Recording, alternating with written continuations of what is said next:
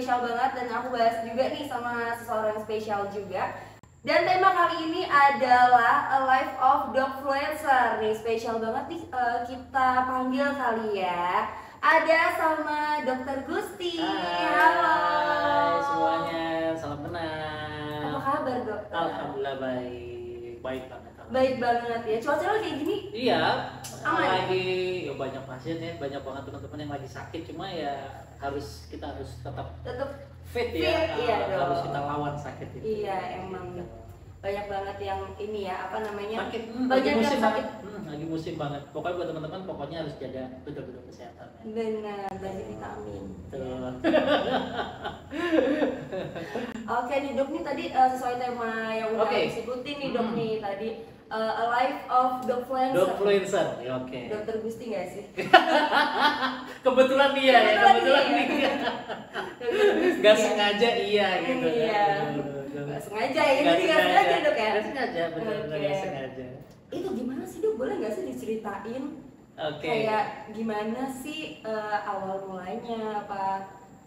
Terjun jadi dokter influencer gitu ya? Cerita-cerita sebelumnya gitu iya, atau iya. sebelumnya deh ya sebelumnya dari itu misalkan dokter nih kan awalnya nih dokter kan. Nah awalnya nih masuknya gimana sebelum jadi dokter influencer? Oke, jadi menarik banget ya temanya karena dulu waktu aku mau sekolah jadi dokter tuh pekerjaan influencer ya atau kita ngomongin dunia apa nih sosial media itu mungkin tahun 2000 aku masuk 2007 ya masuk kuliah pertama tuh belum maju atau seheboh atau sehebat sekarang. Aku dari dulu tuh memang dasarnya mulai dari kuliah tuh aku suka banget sama yang namanya kegiatan. Aku orangnya nggak bisa diam. Nggak bisa diam. Aku selalu ikut kegiatan kampus, aktivis gitu. kampus di organisasi mahasiswa kedokteran. Aku pun berusaha untuk ikut kemana-mana. Aku tuh nggak suka yang cuma datang pulang gitu, nggak suka. Aku selalu suka public speaking, aku suka ngobrol sama orang, aku suka berdebat, berdiskusi, aku suka mengungkapkan sesuatu di hadapan orang banyak. Itu tuh emang dari SMP SMA aku memang organisasi banget. Nah terus ketika masuk dunia kerja aku jadi dokter itu aku memang awalnya memang klinisi banget. Aku tuh kerja di UGD di ICU. Pokoknya aku benar-benar kerja yang memang dokter banget lah. Maksudnya itu klinisi sejati sekali untuk sebagai seorang dokter umum waktu itu. Nah seiring jalannya waktu aku mengikuti perkembangan dari zaman. Muncullah platform-platform ya dari Instagram dan lain-lain itu akhirnya YouTube juga akhirnya aku senang melihat itu dan aku sebenarnya terpacu dari beberapa teman-teman sejawat yang sudah memulai duluan ya ada banyak dokter yang aku kok kayaknya seneng deh bikin kayak gini. Nah akhirnya aku waktu itu pernah sempat kerja di Jakarta terus aku pindah ke Jogja gitu kan dan aku akhirnya kerja di sebuah klinik bersama temanku yang dimana itu aku bisa ngatur sendiri waktu dan program yang aku bikin. Kalau di rumah sakit pasti waktunya nggak mungkin sempat buat konten, bikin live atau mungkin kita bikin konten video itu sangat sulit ya karena waktunya 8 jam full di rumah sakit. Tapi ketika aku harus praktek, aku pengen tetap jadi dokter, aku tetap pengen membuat pelayanan buat pasien-pasienku. Nah, aku harus bikin klinik atau bikin jam kerja di dokterku tuh harus lebih fleksibel gitu sehingga ketika aku bisa ngatur pasien aku punya waktu juga untuk bikin konten. Awal mulanya tuh aku bikin konten dulu sebenarnya kan untuk menunjang aku ketika aku mau praktek kan kalau kita dikenal orang otomatis orang jadi tahu tuh dokter Gusti gitu kan. Aku pengen periksa deh sama dokter Gusti. Sebenarnya awal mulanya dari situ awalnya. Terus seiring jalan waktu aku ada beberapa bisnis juga yang memang menunjang aku untuk membuat konten ya. Ada beberapa bisnis beauty, ada beberapa bisnis juga seni, istriku. Jadi itu tuh sangat didukung oleh yang namanya konten tadi. Orang akan lebih kenal aku sehingga oh itu tuh punyanya dokter Gusti, oh itu tuh punyanya istriku kayak gitu. Kebetulan juga istriku memulai duluan. Aku dipancing. Kebetulan istriku memang dia seniman budayawan, dia udah bikin konten mungkin dari 2015. Dari semenjak aku awal nikah dia udah sangat gesit banget sama konten. karena dia seniman budayawan, dia harus menunjukkan karya-karyanya. Dan dari dia juga aku belajar, oh ternyata kalau kita dikenal orang itu orang akan lebih trust. Iya, betul. Iya kan? Oh, aku sakit itu, kalau dokter gizi yang itu tuh, ya dia kan lebih trust. Iya, gitu. dicari juga ya. Dicari juga. Jadi awal mulanya karena aku pengen praktek dan aku pengen dikenal sama pasien-pasien dan teman-teman yang di Jogja khususnya. Tapi seiring jalannya waktu kok makin kesini makin luas gitu. Orang mengenal aku dan followerku melesit cukup cepat. Dalam aku bikin konten mungkin belum ada 1 tahun ya, waktu itu tuh udah dia anggap sebagai di salah satu platform gitu ya, itu dianggap sudah menjadi makro influencer. Yang dimana isinya aku edukasi. Aku pengen membuat konten-konten yang memang isinya tuh bermanfaat, hal sepele yang mereka mungkin kalau baca panjang, ini aku ringkas menjadi 2 menit, mungkin 2,5 menit dalam video, tapi sudah mencakup mitos-mitos atau suatu edukasi kesehatan yang dibutuhkan oleh masyarakat. Iya, yang banyak yang nanya-nanya. Iya, akhirnya banyak responnya, sampai FYP sampai jutaan viewer. Beberapa videoku tembus jutaan viewer di platform itu gitu. Itu cepat sekali. Dan akhirnya tadinya cuma dari sebuah keisengan supaya menunjang aku dikenal sebagai praktek gitu ya di klinikku, tapi malah jadi bisa bermanfaat buat orang banyak gitu, dan jadi banyak jauh ya, iya malah jadi exposure-nya atau jangkauannya ke masyarakat malah jauh lebih besar. Iya benar. Jadi kayak beda banget ya sih Dok, kayak perbandingannya nih, misalnya sebelum jadi dokter influencer gitu dengan kan, yang sudah tuh sangat berbeda sekali. Dan pastinya kan ada tawaran-tawaran kerjasama itu pasti muncul ada, tapi memang aku sangat selektif ya, aku sangat mengkurasi karena aku harus balik lagi, aku seorang dokter dan kita harus produk-produknya pun misalnya kita mau pasarkan atau kita bantu itu memang harus sesuai dengan kaidah-kaidah medis yang baik. Jangan sampai aku memberikan informasi yang malah informasi ini malah membuat orang menjadi tidak baik hasilnya. Itu aku sangat mengkurasi. Nanti jadi nggak percaya sama dokter. Nggak percaya. Jadi aku dokter influencer itu sebenarnya influence orang untuk ayo kamu dengerin kontenku untuk kamu dapat ilmunya, dan kalau aku misalnya menawarkan sesuatu atau memperkenalkan sesuatu itu bahwa ini memang produk ini atau barang ini nih memang sudah aku kurasi, sudah aku baca, sudah aku cari tahu. Makanya kalau dilihat platform-platform atau konten-konten itu selalu di depan di 2 detik pertama selalu ada referensi. Kalau diperhatikan teman-teman mungkin hampir 90% kontenku tuh selalu di 2 detik pertama itu selalu ada referensinya gitu. Kalau dari pengalaman dokter sendiri nih, itu kan tadi udah yang sebagai dokfluencer nih. Nah kalau kilas baliknya nih, sebelumnya itu ada nggak sih cerita unik juga soal apa ya, misalnya pasien-pasien yang lucu ya sampai sekarang lah mungkin ada nggak? Iya, justru konten di cerita dok ya, yang kita ngomong platform di aku yang paling besar itu adalah di TikTok ya. TikTok cepat sekali lah. Iya, muncul terus dok di FYP terus. Awal mulanya itu aku tertarik pada dunia ibu dan anak. Karena banyak sekali ternyata ketika aku live itu pertanyaannya selalu seputar tentang kehamilan waktu itu ya, terus tentang anak menyusui. Dan ternyata aku baru sadar ternyata di Indonesia itu masih banyak sekali teman-teman atau masyarakat yang belum paham tentang kehamilan. Itu harus bagaimana, harus apa saja, apa yang harus diperiksa, apa yang dilarang, kalau sakit gimana tuh, pertanyaan itu terus setiap hari muncul. Dan akhirnya aku bersama para followerku yang mungkin rata-rata adalah ibu-ibu ya. Banyakan itu mayoritas mungkin hampir 80% itu ibu-ibu yang punya anak gitu ya, maksudnya yang memang ibu-ibu muda tapi menyeluruh. Kalau aku lihat di analisisnya tuh memang, tapi paling banyak antara usia 24 sampai 45 tahun. Yang paling banyak. Nah, cerita dok itu justru besar dari pengalaman atau ilmu-ilmu atau edukasi tentang ibu dan anak sebenarnya awalnya. Itu seru banget di situ, bahas tentang konten-konten kehamilan, USG, jarak kehamilan, kalau SC gimana itu terus gitu. Dan dari situ aku jadinya kok susah ya bikin konten, akhirnya jadi ketagihan Mbak Nana. Justru karena susah jadi ketagihan, karena aduh kalau aku nggak live ditunggu. Oh iya. Waktu itu aku sangat ditunggu, jadi mereka tuh udah, aku sampai tulis di bio-nya waktu itu setiap jam 12 karena aku kan istirahat di klinik habis zuhur itu, maka terus aku Sempetin. live. Aku memang jadwal pasien aku geser di atas jam 2. Jadi harapannya jam setengah satuan itu habis makan sholat itu kita nge-live sampai jam 2 karena capek ternyata.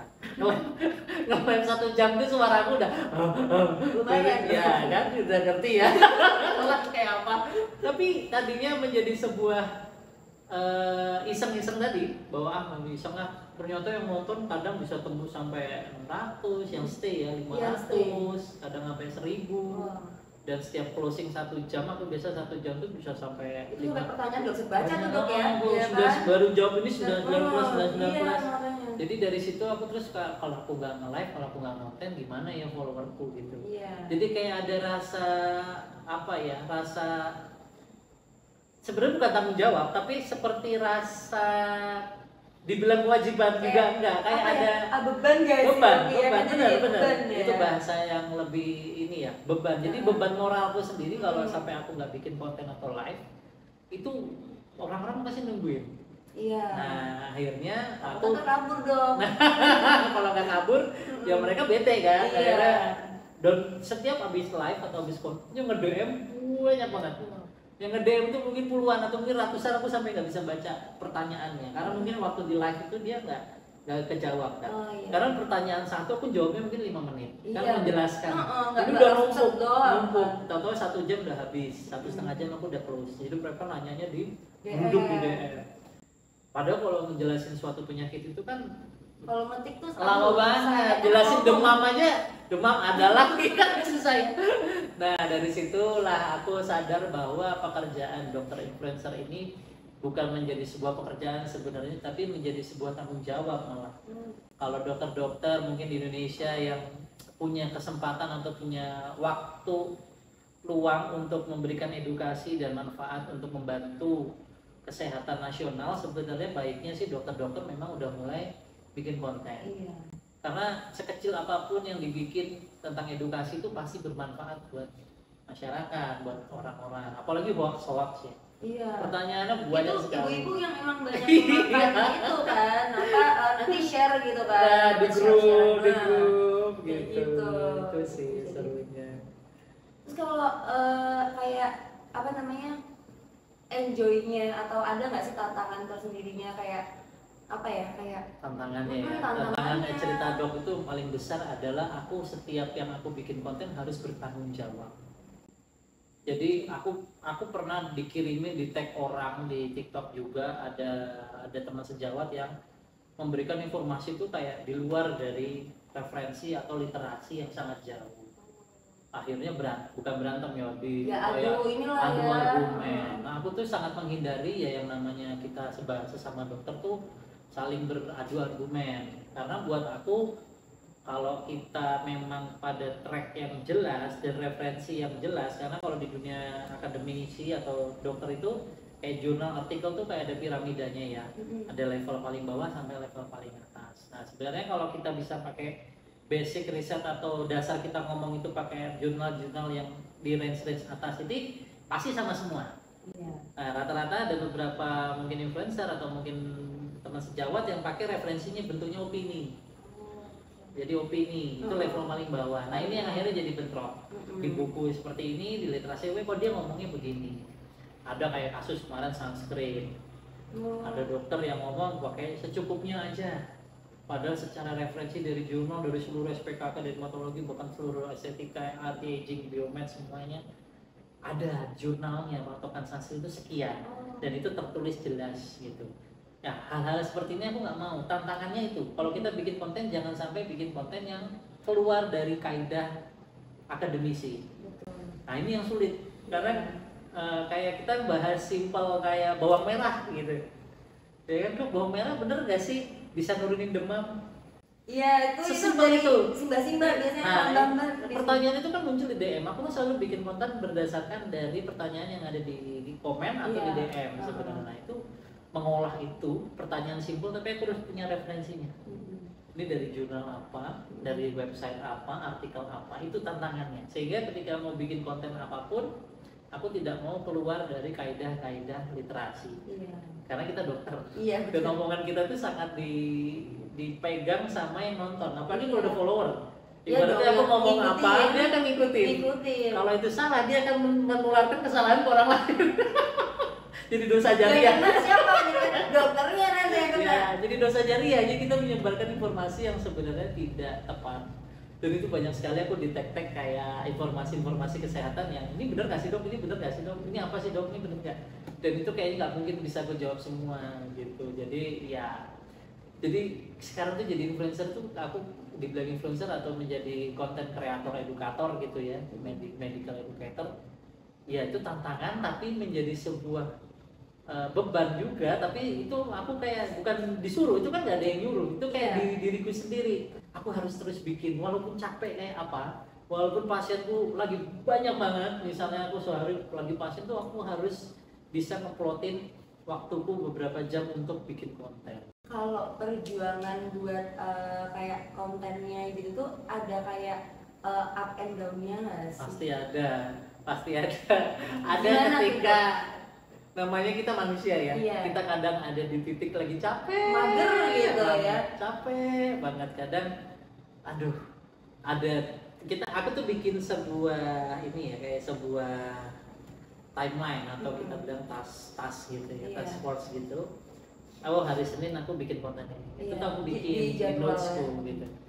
Ketika lagi di titik kayak ya capek, kadang aku lagi nggak enak badan, namanya manusia, kita musim gini kadang nggak enak, tapi kayak ini kok kontenku belum jadi, aku harus sudah ngerjain konten yang itu tuh kayak wah itu tuh kayak rasanya kayak beban banget. Kadang bisa bikin nggak bisa tidur, sepele kan? Iya sampai segitu tidur ya karena kayak terbebani gitu. Aku nggak tahu itu dirasakan oleh para konten kreator apa enggak, tapi aku itu karena sebenarnya kan bukan pekerjaan, itu kan sebuah, karena Cerita Dok ini independen, dia tidak berada dalam sebuah perusahaan atau dia benar-benar bukan ketentuan yang suruh orang. Andai pun ada produk atau brand yang masuk pun itu dia hanya ngelok di satu video misalnya, tapi kan mungkin 10 video 2 produk, 8-nya edukasi. Selalu aku bikin proporsinya begitu. Makanya aku itu yang jadi beban. Ini udah harus bikin konten ini, besok deadline-nya produk misalnya, itu yang bikin up down tuh di situ. Kadang lagi capek atau mungkin gini, kalau pasien lagi banyak kan fisik nggak bisa bohong. Iya. Kan kita ngerjakan pasien gitu. Jadi ketika lagi udah capek baru mau makan, aduh konten yang ini belum aku bikin, itu tuh ya itu up down-nya di situ. Dan aku nggak itu bukan suatu beban tapi sebuah challenge sebenarnya, bahwa ternyata bisa ya dokter sambil praktek sambil konten. Mungkin ada dokter yang cuma konten, banyak ada beberapa teman sejawat yang memang dia mengabdikan dirinya konten kreator, ada banyak, dan itu teman sejawat saya dan saya kenal gitu. Nah kalau saya kan praktek konten pesanan atau bukan pesanan atau kerjasama dari luar pun juga kita terima, yang aku udah kurasi itu kan jadi kayak wah push the limit nih gue gitu kan. Aku harus bisa manage waktunya, belum lagi aku punya anakku masih kecil, dia ketika Sabtu Minggu udah kayak papa, kalau Sabtu Minggu kan aku libur, papa nggak boleh kerja. Itu kan di rumah, up down-nya di situ. Target konten belum selesai, aku udah diajak plesir tamasya sama anakku misalnya ke kebun binatang misalnya, itu kan seharian. Pulang-pulang udah capek, anakku tidur udah capek. Itu sih up down-nya di situ. Jadi ya sebenarnya mungkin ini dialami oleh banyak konten kreator, tapi pengalaman ini akan aku sharing ya. Sebagai dokter kita harus tetap bisa praktek, tetap bisa konten, tapi juga harus balance sama keluarga. Itu challenge sih. Jadi ya wow gitu. Harus banget nih gitu. Iya, harus push the limit gitu. Jadi memang etos kerjanya harus dinaikin gitu. Kalau kita malas udah pasti keteteran. Yang penting tuh enjoy gak sih bro? Tapi enjoy. Karena aku yakin pekerjaan apapun itu melelahkan. Tapi kalau kita lelah dengan sesuatu yang kita senang, itu lelah tapi terbayar dengan kepuasan dan kesenangan. Ya mungkin kayak konten gini, aku enjoy gitu. Jadi ya nggak masalah, aku capek tapi kita enjoy, itu tuh ya karena suka. karena suka. Istriku pun seorang seniman, dia kadang pulang jam 2, kadang pulang jam 1. Itu kadang dia mengerjakan sesuatu karya yang nggak ada bayarannya bahkan, tapi dia kerjakan dengan penuh hati dan dia bisa pulang sampai jam 1 hanya untuk menciptakan sebuah karya. Kan nggak logis, sudah nggak dibayar, nggak capek, lu ngurusin orang banyak, capek, keluarganya keteteran, ya kan, anaknya keteteran, Mas, tapi kamu kok terusin lanjutkan. Itu kan karena kecintaan terhadap sesuatu yang dia cintai. Itu pun sekarang aku lakukan. Jadi secapek apapun aku harus, bukan disuruh orang, ini dari hati sendiri. Ya, dari hati aku kayak hari ini aku belum bikin konten apa ya gitu. Gitu aja sih. Tipsnya tuh ada nggak sih dok? Misal kami ada kayak konten-konten kreator yang lain, mungkin dokfluencer yang lain tuh ada nggak sih tipsnya dari dokter? Kalau tipsnya sih mungkin bukan tips ya, lebih ke teman-teman mungkin dokter influencer lain yang mungkin lihat gitu atau kenal saya. Ya kita kan dokter ya, maksudnya aku sih masih ada beberapa teman-teman sejawat yang bikin kontennya mungkin tidak sesuai tadi tuh, tidak sesuai dengan kaidah-kaidah literasi medis.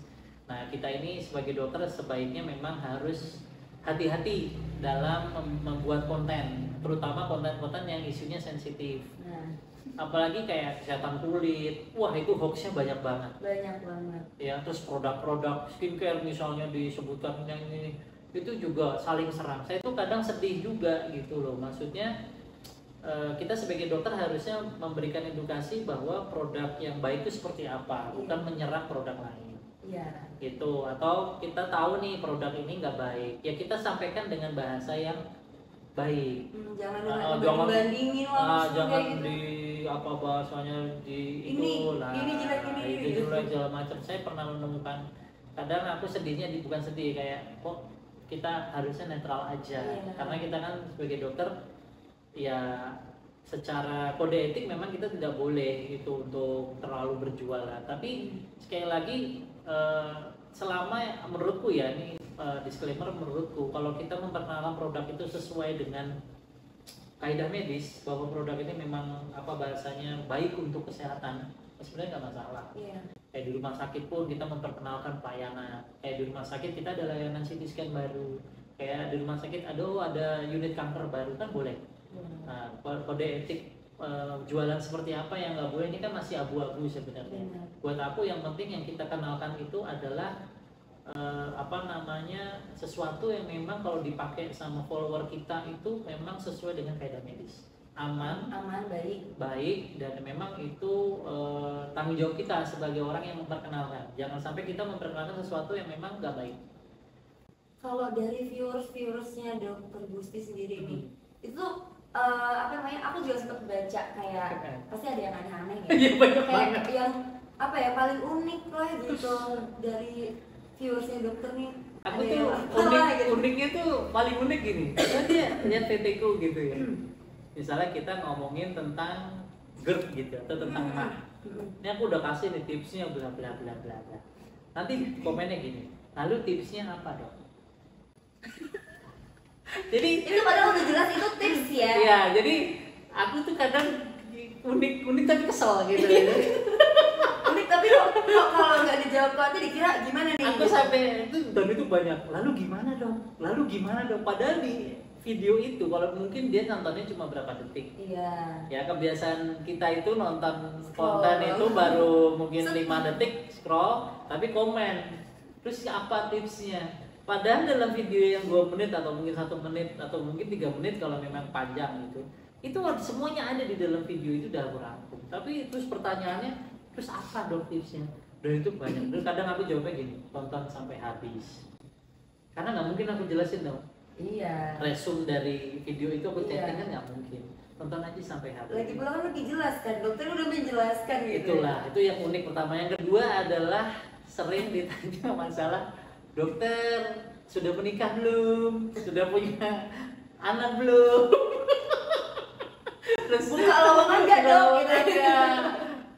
Kalau itu yang WA yang komen itu orang yang bersangkutan nggak apa-apa, kadang mau saya jodohin sama anak saya, mau saya jodohin sama ponakan saya, itu banyak banget. Jadi dok Salfok ya. jadi dia mau jodohin saya sama keluarganya saudara, banyak banget di DM. Jadi kadang ya ketawa lucu, sendiri ketawa ya dok ya. Padahal kalau dia buka Instagramku pasti lihat ada anak istriku juga. Iya, kalau di TikTok nggak ada. Iya benar. Jadi pada kayak nggak tahu nih udah nikah apa belum sih Iya, dok gitu ya. kadang lo dokternya masih muda nih, Iya. gitu. Nih mungkin apa? Udah coba di DM. Sampai ada yang DM pernah dok, saya ada juga yang bersangkutan langsung minta saya nikahin tuh ada. ada bener. Jadi ada yang DM panjang gitu, intinya saya lupa lah kata-kata, tapi intinya tuh Bikin puisi dia dok ya. ini bahkan lebih ekstrimnya gini, nggak apa-apa dok saya jadi istri kedua atau istri ketiga. Itu bener ada. Beneran ada. Jadi itu saya nggak tahu juga segitu dinamikanya ya dalam konten. Jadi lucu-lucu sih. Kadang aku tunjukin ke istri nih, lihat nih, ada yang mau karismanya dokter Gusti iya, nih. dia mau nikah, aku nikahin nggak apa-apa, yang mau jadi istri kedua istri dia itu ada, dan dia langsung DM, langsung ke inbox itu ada. Ya ampun. Agak emang. Ya tapi itulah lucunya di Iya. situ banget. Ya emang ya karena kita kan dilihat semua Iya, banyak orang kan aneh-aneh persepsi juga. orang Iya. terhadap kita kan bisa macam-macam, dan aku sangat menghargai itu. Maksudnya tujuanku yang penting adalah aku membuat konten ini bermanfaat. Masalah orang mau menilainya seperti apa, ya silakan aja. Gitu. Yang penting tujuannya dokter ini menyampaikan Iya, informasi. karena cerita dok itu memang aku bikin pengen membantu pemerintah khususnya di dunia bidang kesehatan untuk preventif ya. Kalau kita di dunia kesehatan ada kuratif, ada preventif. Kuratif itu yang obatin. Oh iya. Yang kamu sakit obatin, itu Iya. namanya kuratif. Kalau preventif itu adalah kita cegah kamu jadi sakit.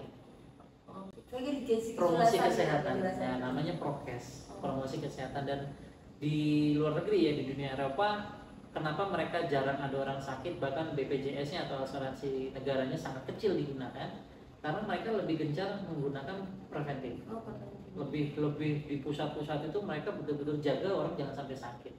Nah, ini yang lagi dikerjakan sama BPJS juga sebenarnya pemerintah, bahwa kita mencegah orang jadi sakit supaya beban operasional, beban biaya untuk ngobatin orang itu bisa kita tekan. Makanya edukasiku kan, kamu makan yang untuk darah tinggi, kamu makan ini tips buat orang yang diabetes, itu kita selalu sounding kayak gitu. Jadi aku membantu untuk kamu kalau punya diabetes jangan tergantung obat deh, coba dikendalikan, dibantu dengan ini, dibantu. Jadi aku mencoba untuk membantu pemerintah sebenarnya untuk mencegah itu gitu. Jadi dengan cara ya kita Promosi kesehatan sih. Iya iya. Terus kalau misalkan nih buat apa ya, lebih ke pesan-pesannya dokter juga nih, pesan lagi nih, pesan Ya. apa ya? Buat ke masyarakat kali ya. Buat masyarakat juga. Tadi kan buat ke teman-teman dokter Iya, ya. dokter. Nah sekarang lebih ke penonton ya Penonton. kan, penonton nih. Ya. Ya, gimana sih gitu? Buat teman-teman mungkin yang pernah lihat FYP saya atau video saya, pokoknya kalau lagi diupload video baru ditonton sampai habis. Gitu Jangan yang pertama. setengah-setengah baru setengah ada scroll gitu. Jangan. Ditontonnya sampai habis. Kalau mau ada pertanyaan, palingan ditonton dulu sampai habis, sehingga nanti ketika kamu nanya itu sesuai dengan yang ada di video. Iya, Itu pertama. mungkin. Kedua, teman-teman mungkin yang pada suka cari-cari kok informasi, dipilih-pilih. Pilih dan pilah, karena tidak semua informasi yang ada di platform itu kadang sesuai. Iya, ya ada yang benar, Ada yang benar, ada yang salah. Terus kebenarannya yang mana dok? Kebenarannya kalau dari sisi kedokteran atau dunia medis, balik lagi kepada literasi akademis ya, literasi jurnal, artikel atau textbook, buku itu bisa kita pakai sebagai pedoman. Tapi kalau opini, teman-teman harus filter. Itu harus filter kira-kira informasi ini bener apa enggak sih. Kayak kemarin lagi rame nih, contoh telur tidak boleh dimakan dicampur sama telur dadar, nggak boleh. Jadi kuning sama putih nggak boleh dicampur. Oh iya. Ada dan bahkan yang ngomong itu dokter. Oh. Dan akhirnya rame nih teman-teman dokter influencer, ya termasuk teman-teman yang kayak dokter Tirta dan dokter Felix ya, pokoknya yang orang-orang yang memang kredibel untuk memberikan informasi itu speak up dia bahwa nggak benar informasi. Saya juga kaget itu, bahkan informasi itu mungkin dari kalangan medis, jurnalnya nggak ada, dasarnya apa kita nggak tahu, dan itu sudah dibantah oleh para pakar bahwa loh, kalau memang menyebabkan diabetes dan kanker harusnya, ini contoh aja ya kasus itu harusnya memang dijelaskan kenapanya.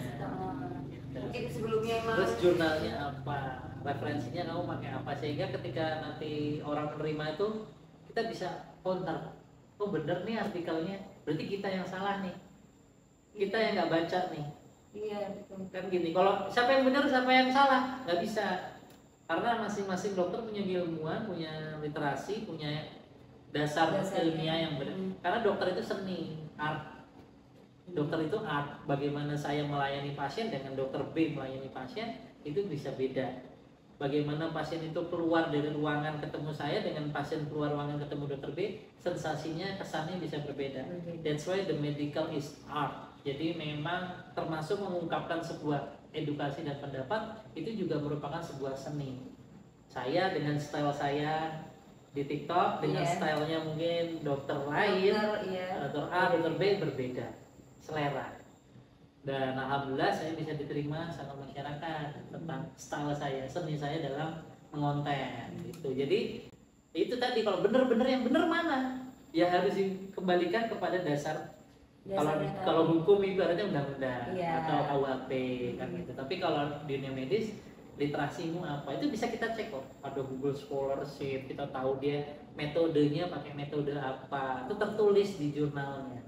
Nanti tinggal metodenya itu dibandingin, oh ini masuk yang piramida nomor 5, oh yang ini 3. Iya. Bisa dicek, ini meta analisis nih, RCT, ini ada pest control, macam-macam. Itu tergantung dari metodenya. Nah, ketika nanti diadu, ya udah, kalau ini nomor 5 atau nomor 4, ini nomor 2, ya pasti yang dipakai 2 dong. Karena dia lebih samplingnya lebih banyak, metodenya lebih komplit, panjang penelitiannya, itu nomor 2. Jadi benar tidaknya dokter hanya dilihat dari piramida ini. Nah, kalau piramida ini masih di level 5, kamu jangan menyalahkan dokter lain menurut saya. Karena ini masih bentuknya masih opini-opini. Opininya dokter sana, saya kalau melihat mobil atau warna tas itu krem, ada yang ngomong itu coklat.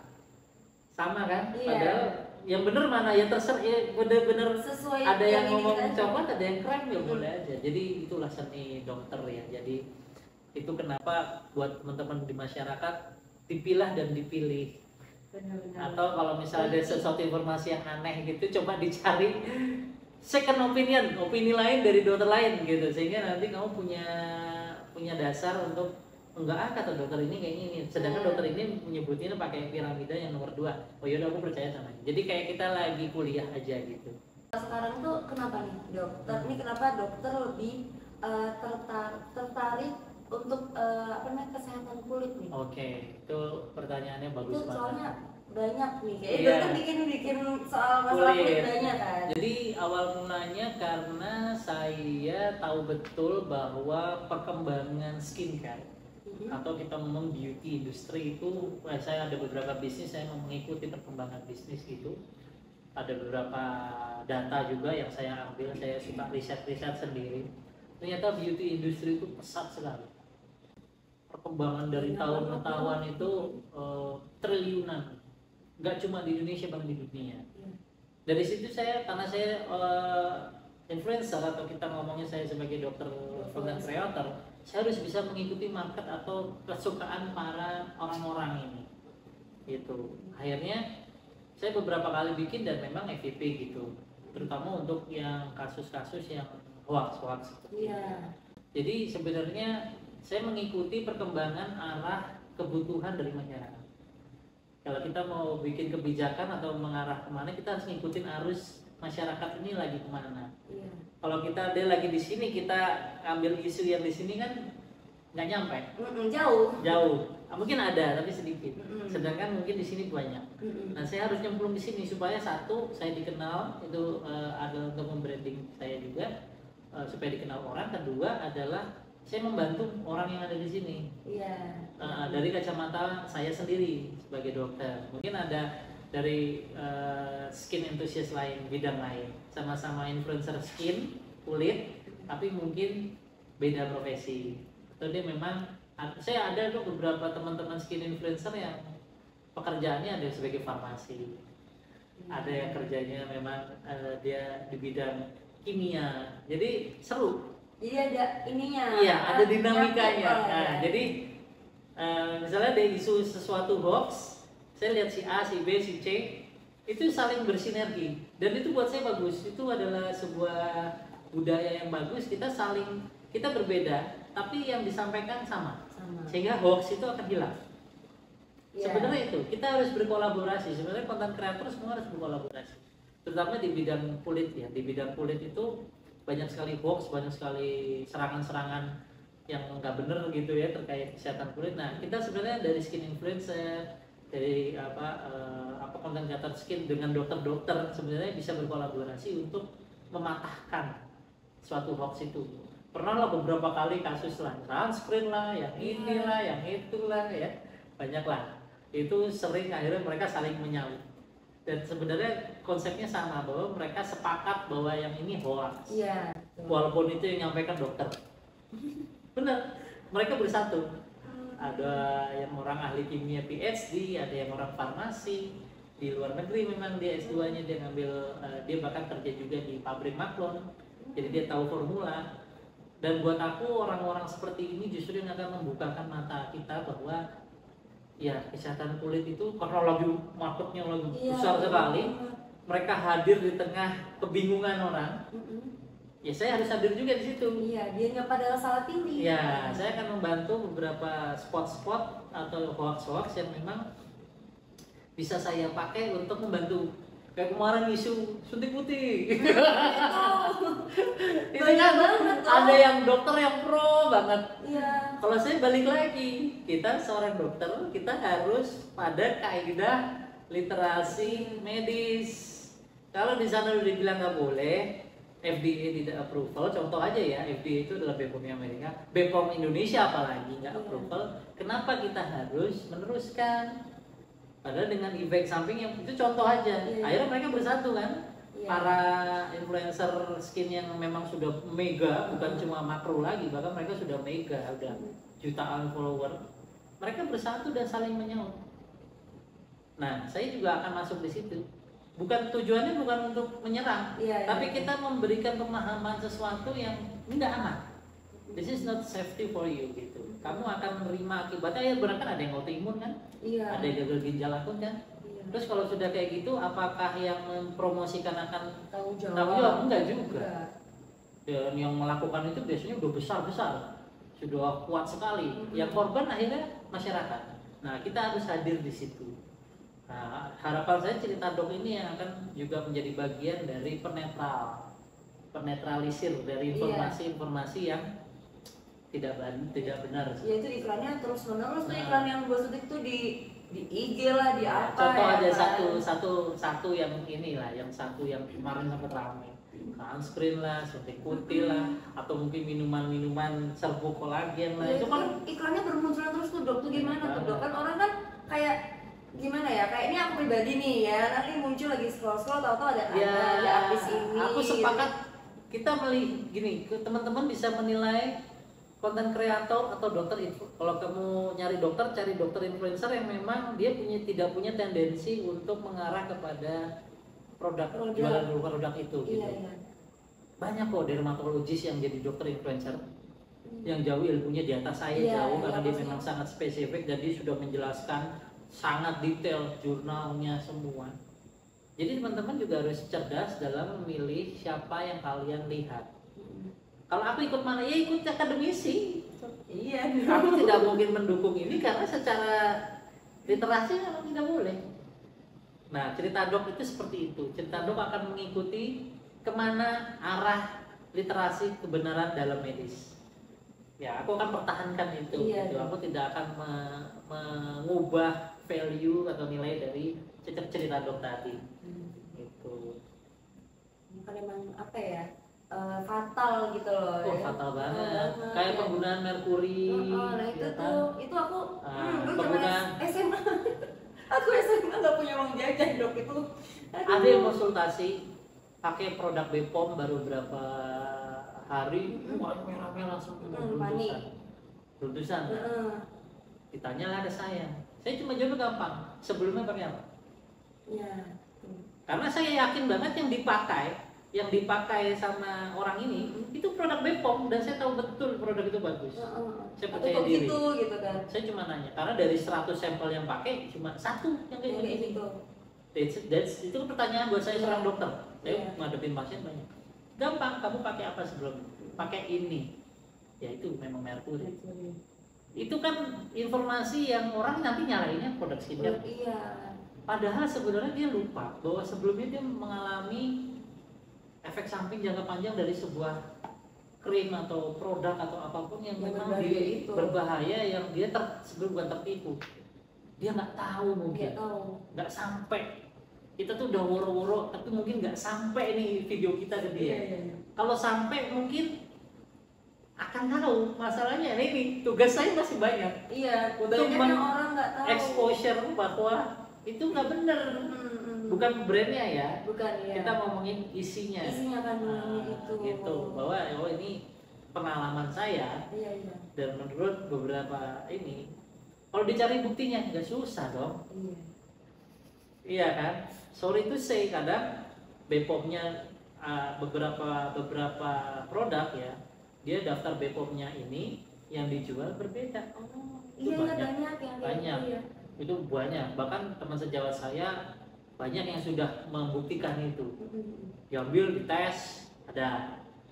Padahal di Bepomnya enggak. Itu banyak. Enggak cuma dokter yang uji, ada juga. Bukan salah Bepom. Bepom itu udah sangat strict. Bepom itu saya tahu betul dia sangat strict. Ketika ada laporan, saya pernah di klinik ada laporan gitu, dia langsung datang. Gitu. Dia benar-benar Bepom itu bagus. Yang salah adalah oknum yang mencurangi Bepom. Iya. Nah ini yang edukasi ini harus kita sandingkan. Hati-hati. Itu banyak yang konsultasi ke saya. Dok, saya kok habis pakai produk yang dokter ngomong ini. Karena di aku bagus. Karena aku kan nggak pernah pakai begituan. Kok kamu enggak ya? Harusnya aku cowok nih kulitnya harusnya lebih rusak loh. Kamu kan secara di luar kan bagus banget tuh jadi rusak. Ternyata begitu ditarik kembali flashback riwayatnya dia pakai krim-krim yang mengandung steroid, campuran merkuri. Ini yang harus kita edukasi. Makanya kenapa saya nyemplung ke kesehatan kulit? Karena kebutuhan dari masyarakatnya banyak yang akhirnya terzolimi. Ya, jadi saya senang ketika ada dokter yang speak up, yang wah ini ngasih tahu gitu ya. Tapi mungkin caranya nggak semasif itulah, nggak sekasar itu. Ya caranya ini aja, kalem aja. Karena ya bentuk kekerasan apapun, verbal pun juga sebenarnya bagus. Itu sih, itu alasan kenapa saya terjun ke kesehatan kulit. Ini kita udah ngomongin kulit banyak banget ya dok ya. Yeah. Ini kalau misalkan pesan-pesan dari dokter Gusti sendiri nih buat dokfluencer yang baru nih pemula nih gitu, ada nggak sih mungkin pesan, mungkin tips mungkin atau kayak gimana? Ya itu tadi saya sih beranggapan bahwa kalau teman-teman jadi dokter, dokter terus sudah terjun ke dunia konten kreator untuk punya visi yang sama kayak saya untuk mengedukasi. Itu ada kok banyak di TikTok itu bertebaran. Saya kadang lewat di FYP saya dokter-dokter yang followernya memang di bawah saya, tapi isi dari konten itu bagus-bagus, banyak sekali dan saya senang banget. Mungkin dia terinspirasi juga karena video saya pernah lewat, bisa juga, ya kan? Mungkin followernya masih di 40-50 ribu gitu, tapi mereka udah bikin konten. Apa yang saya pesan dari teman-teman dokter yang mau jadi? Kita dokter, ingat itu, kita dokter, kita harus memberikan informasi betul-betul berdasarkan dari literasi medis. Itu aja patokannya. Mau cara nyampeinnya gimana, mau stylenya pakai stiker-stiker, mau pakai cuma ngomong, itu kan kebebasan, itu art seninya. Tapi isinya, satu, harapan saya jangan menyerang. Misalnya kamu tidak sependapat dengan pendapat yang lain atau dokter lain, ya dengan bahasa yang mungkin lebih halus. Jangan menyalahkan, justru kita bisa membenarkan. Sebenarnya di jurnal ini yang benar begini. Jadi mungkin kurang tepat ya yang sana. Jadi jangan itu nggak benar tuh kayak gitu. Itu salah itu. Oh, jangan percaya. Nah, kayak gitu kan lebih abusive ya. Iya. Saya sih kalau mungkin teman-teman lihat konten saya bahasanya, kenapa mungkin banyak bisa diterima karena saya mencoba untuk bahasa saya nggak menyerang. Saya lebih kalem, lebih halus gitu ya. Mungkin kan orang Jawa kali ya, jadinya ke bawah. Alon halus. Nah, itu yang mungkin bisa diterima sama ibu-ibu itu. Iya. Nah, jadi intinya style kamu mungkin dari orang Sumatera logatnya kan memang mungkin agak wah, gitu itu bebas aja, tapi yang penting kita tetap berpedoman pada literasi medis dan menurut saya jangan saling menyalahkan, jangan saling berantem terhadap menurut kamu benar dia salah, itu menurut saya sih kita kembalikan kepada kaidah-kaidah medis literasi yang ada aja gitu. Karena benar salahnya itu biar masyarakat yang menilai benar. Ya. Yang penting nyampe Yang dulu, penting nyampe dengan yang benar itu tadi. Betul. Karena memang susah sekali. Oke, ini apa ya? Kata-kata hari ini apa nih, Dok? Kata-kata hari ini.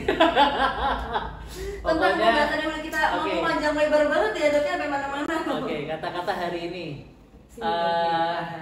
Apapun pekerjaan kamu, apapun profesi kamu, apapun yang kamu lakukan sekarang, kerjakan dengan sungguh-sungguh dan sesuaikan dengan maksimal gitu, dengan etos kerja yang tinggi, karena tidak ada sebuah proses yang mengkhianati hasil. Saya mungkin 1,5 tahun yang lalu saya masih kerja di dalam ruangan rumah sakit. Saya nggak dikenal orang, yang kenal saya paling teman-teman, keluarga saya, tetangga. Tapi saat ini karena saya mencoba sesuatu hal yang baru dan memang itu passion saya atau saya suka terhadap hal itu, ya usaha itu tidak pernah mengkhianati hasilnya gitu. Dan banyak kok contohnya, banyak sekali teman-teman yang jauh udah lebih hebat.